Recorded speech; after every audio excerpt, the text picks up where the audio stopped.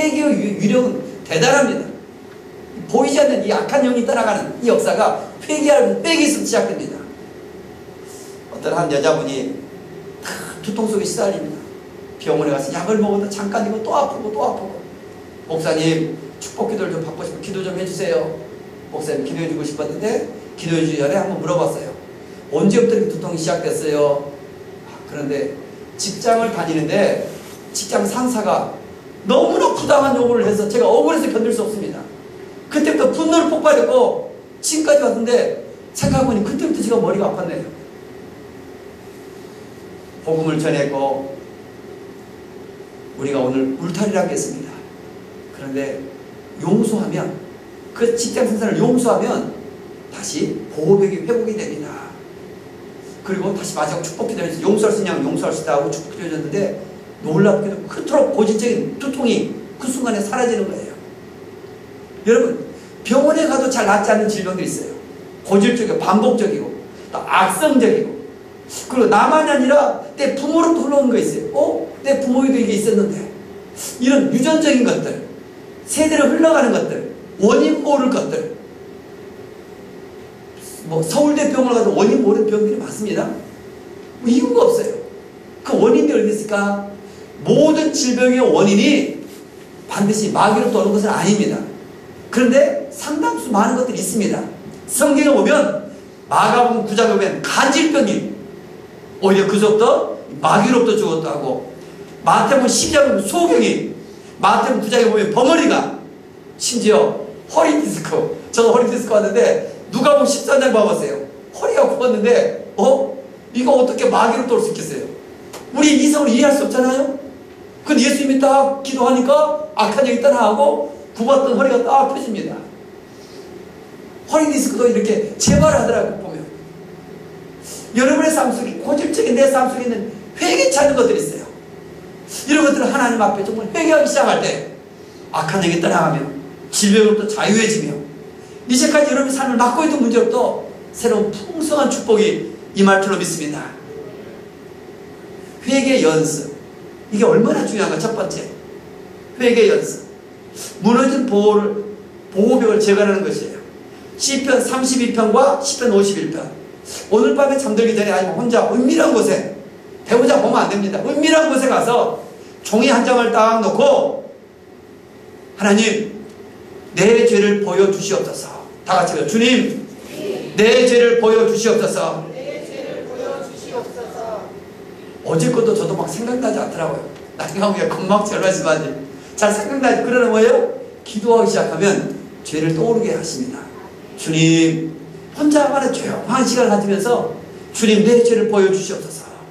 볼펜을 들고 흰 백제 위에다가 떠오를 때마다 그 죄를 쓰세요. 하나님, 지난날 음란한 죄를 지었습니다. 음란. 지난날 이런 죄를 지었습니다. 거짓말. 지난날 또 이런 것을 미워했습니다. 미움. 지난 용서치 못하면 하나씩 적어보세요. 그 순간순간. 그리고 그 죄를 하나하나에 대해서 자백하셔야 돼요. 자백.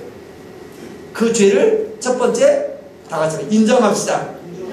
내가 그 죄를 그때 범했습니다. 인정하는 거예요. 인정. 하나님, 제가 이 죄를 인정하면. 두 번째 뭐 해야 돼요? 끊어야 돼요. 하나님, 그 죄를 끊기를 원합니다. 단념하겠습니다. 죄는 끈질김이 있어요. 한 번 죄를 지면 또 하게 해요. 이게 기가 막힐 거예요. 죄는 고착성이 있어요. 쉽게 끊어지지 않아요. 하나님, 내가 그 죄를 단히 끊겠습니다. 그리고 세 번째 뭐 해야 돼요? 요한일서 1장 9절. 오늘 말씀 있죠? 같이 한번 읽겠습니다. 만일 우리가 우리 죄를 자백하면 그런 미쁘시고 의로우사 우리 죄를 사하시며 우리를 모든 불의에서 깨끗하게 하실 것이요.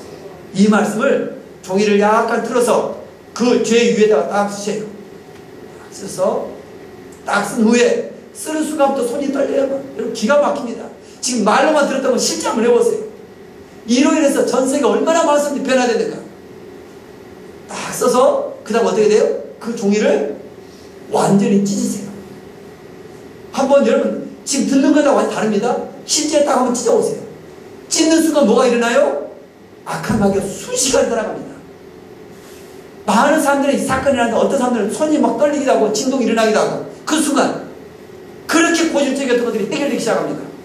이것만 하도 1번만 하도 오늘 밤 할 수만 있다면 하나님 앞에서 여러분 마음은 원인은 육신이 약해도 정말 안 고치잖아요. 하나님 앞에서 은밀한 죄가 이게 청산이 될 깨끗해지기 시작할 때 이제는 마음만 못 생각만 해도 보호벽이 쳐져서 하나님의 보호 속에 들어와 하나님의 은혜로와 그 풍성한 삶을 누리게 될 줄 믿습니다. 보호벽. 그래서 요한복음 5장에 뭐래요? 다시 죄를 범하지 말라. 끊어야 돼.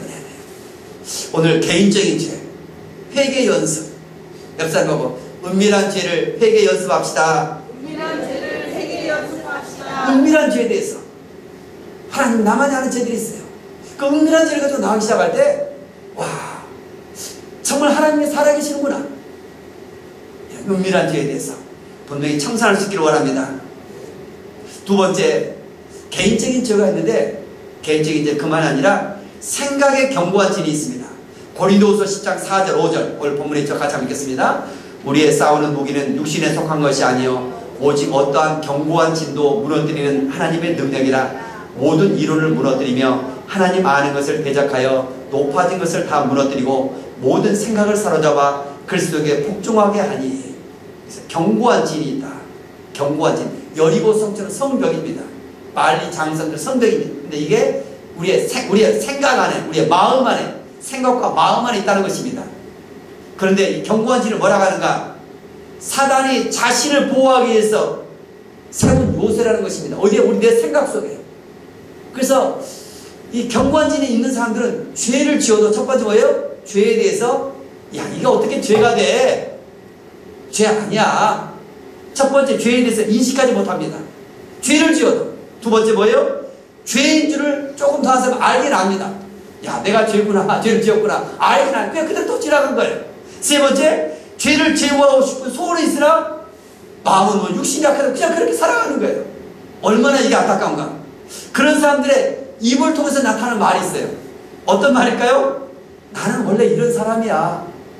난 항상 이래 왔어. 나 이런 사람이라니까. 두 번째, 다들 그렇게 하는데 뭘? 야, 교회 다녀도 너만 그럴 필요 없잖아. 다 그러는데 뭘? 뭐, 교회 다녀도 다 술 먹고 담배 피고 다 하더라. 뭐 하더라. 다 그러는데. 내 힘으로는 어쩔 수 없구나. 그냥 그렇게 또 살아가요. 지극히 정상이야. 나는 사실을 말하고 있다. 자기 합리화에 쫙 이게 굳어져 있어요. 어떤 생각 속에서. 근데 말하는 걸 보면 저 안에 견고한 진이 있구나. 남들은 쉽게 알아요. 저 사람이 죄를 짓고 있는 걸 알아요. 그런데 뭡니까? 왜 이렇게 당신 그런 죄를 지적하면 굉장히 상처가 돼요. 죄를 지적해주고. 이게 얼마나 안타까운가. 견고한 진이 있다. 이런 견고한 진. 생각 속에서. 또 하나 어디 갔어요? 마음 속에 있다. 굳어져 있는 마음. 내 마음 속에 굳어져 있는 마음은 뭘까요? 꺼려하는 마음. 어떤 목사님이나 누가 어떤 말에 대해서 이것 좀 해주세요. 이거 하지 마세요. 하면 뭐예요? 꺼려해요. 불순종해요. 내가 왜 그렇게 해야 돼? 나는 그렇게 할 수 없다니까? 거기서 불순종하는 마음들. 꺼려하는 마음들. 그러나 성령께서 오시면 어떡합니까? 에스겔서 36장 26절 27절 하시겠습니다. 또 새 영을 너희 속에 두고 새 마음을 너희에게 주되 너희 육신에서 굳은 마음을 제거하고 부드러운 마음을 줄 것이며 또 내 영을 너희 속에 두어 너희로 내 윤례를 행하게 하리니 너희가 내 규례대로 지켜 행할지라. 너희 육신에서 굳은 마음을 제거하고. 굳어져 버렸어요. 이미 마음이. 뭐 교회를 예수를 전혀 안 믿다가 교회를 처음 나서 그 사람은 자세가 달라요. 네, 이 교회 저 교회 다니는 뭐든 교회를 오래 다니면서 뭐 하는 사람 굳어져 버렸어요. 야, 교회는 원래 이러는 거야. 야, 바리새인 떠져 있어요. 완전히 큰 쓰던 애화 속에 있잖아요. 어느 낚시꾼이 낚시를 하는데 그 사람이 이상해요. 옆에 지나가는 나그네가 와요. 3cm 잔을 들고 딱 낚시를 낚고 나서 3cm보다 크면은 다시 살려주는 거예요. 이 지나가는 나그네가 오고 이상한 행동을 하니까 아니 왜 그렇습니까? 근데 그 낚시꾼이 답변이 뭐라고 그래요? 자기 집에 프라이팬의 크기가 3cm밖에 되지 않으니까 살려준다는 거예요. 어떻게 하면 되는 거예요? 칼로 프라이팬을 사야 돼요? 더 큰 걸로? 물론 걷어낼 수 있어요. 그냥 물고기를 차면 되는 거예요. 그런데 뭐예요? 오랫동안 굳어져 있는 사람 이게 심각한 거예요. 죄가 죄인 줄 몰라요. 이게 얼마나 심각한가. 남들도 하는데 다른 사람도 더 하는데 한국 교회에 제일 타락하고 음란한 장소가 어딘 줄 압니까? 이 축사사회니까 우리가 은밀한 치료 받아보면은 뭐 목회자들 만나 다 보면 어딘 줄 아세요? 우리 교회 성가들 없는 줄 아세요? 성가대. 어느 게 말만 들어오면 어떻게 저럴 수 있는가? 목사와 장로와 성도라 심각합니다. 한국교회가 겉으로 드러나지 않지만 이 친밀한 관계 속에서 무서울 정도로 들어오면 충격이 있어요. 정말 이 땅이 얼마나 약해져 있는가. 세상 속에 있는 죄악들이 이미 교회 안에 다 들어와 있어요. 이 굳어져 버렸어. 죄가 죄인지도 몰라요. 그래서 한국교회가 죽어가고 그 목회자들도 마찬가지 막 싸워서 같이 얼마나 안타까워 있는가. 굳어져 있다. 굳어져 가는 일이 있어요. 그래서 방탕 속에 들어갑니다. 방탕. 얼마나 방탕한가. 에베소 4장 18, 19, 9절 말씀 같이 읽겠습니다. 그들의 총명이 어두워지고 그들 가운데 있는 무지함과 그들의 마음이 굳어짐으로 말미암아 하나님의 생명에서 떠나 있도다. 그들이 감각 없는 자가 되어 자신을 방탕에 방임하여 모두 더러운 것을 욕심으로 행하되 마음이 굳어져서 방탕 속에 들어가는 거예요. 그 죄의 맛을 보는 거예요. 쾌락의 맛을. 그걸 끊지 못하는 거예요. 오늘도 그런 것 같아요. 살아있게 온 사람, 사람마다 저의 지금 어찌해서든지 정말 천국을 이끌어 가야 되잖아요. 거듭나지 않으면 하나님 나라에 들어갈 수 없다는데 정말 내가 거듭나고 있는가? 거듭난 자는 하나님 나라를 봅니다. 그러나 죄의 맛에 깃들려서 이걸 끊지 못하는 거예요. 죄의 쾌락은 잠깐이지만 그게 지속이 되어지면 멸망과 파멸이 이루어갑니다. 그래서 하나님을 욕되게 하고 삶 속에서 양심의 화인맞은 짓을 하고 성령을 금식케 하고 그가 기도하도 응답이 되지 않습니다. 얼마나 삶 속에서 말과 재물과 건강과 생각과 눈 속에서 그 죄 속에 살아가는가. 더 나아가 또 하나의 원인이 있죠. 마음을 굳어지게 하는 것은 교만함입니다. 교만함. 얼마나 높아져 있는가 그의 마음이. 이 세상에서 가장 높은 집이 있다고 했어요. 무슨 집? 이 세상에 제일 높은 집 두자로 고집. 정말 자기만의 고집들이 꺾지 않습니다. 근데 남들이 지적하면 굉장히 기분 나빠해요.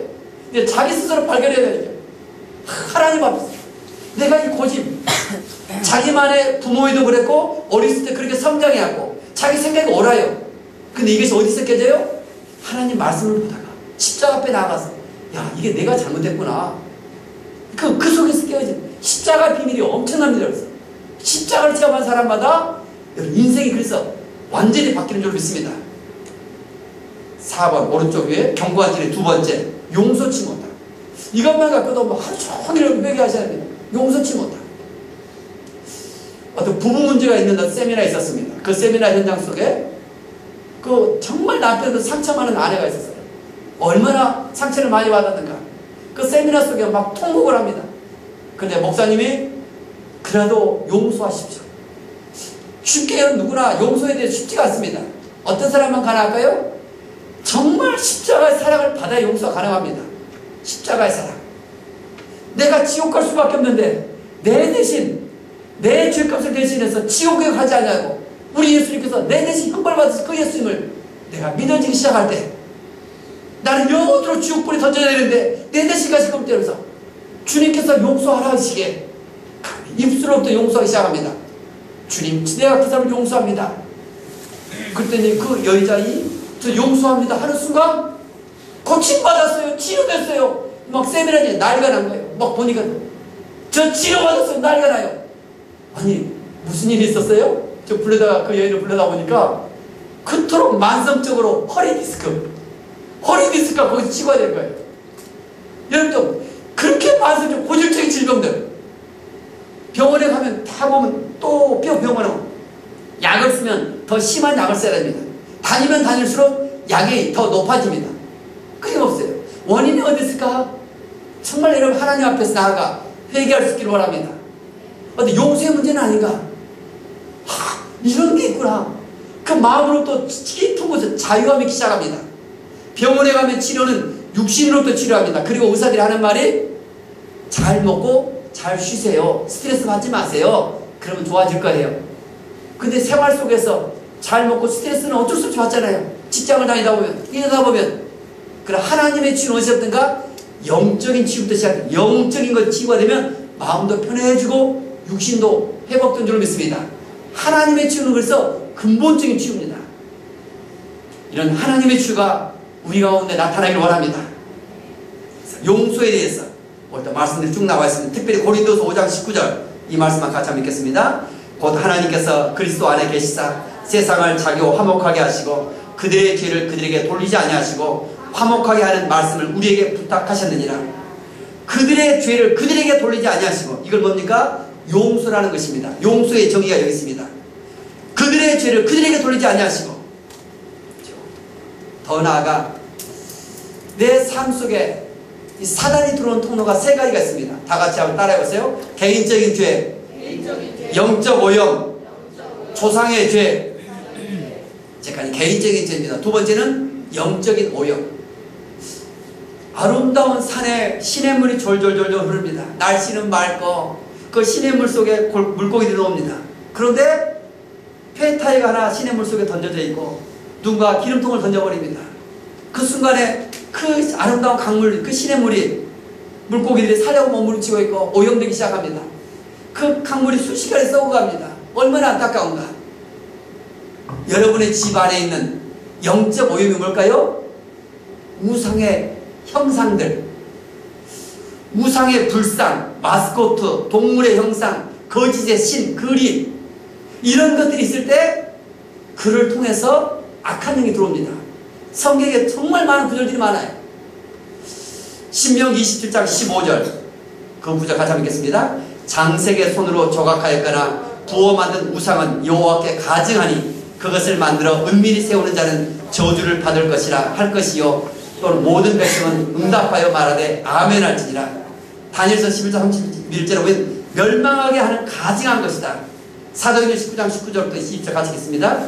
또 마술을 행하던 많은 사람이 그 책을 모아 가지고 와서 모든 사람 앞에서 불사르니 그 책값을 계산한 즉 은 5만이나 되더라. 여호와 주의 말씀이 힘이 있어 흥왕하여 세력을 얻으니라.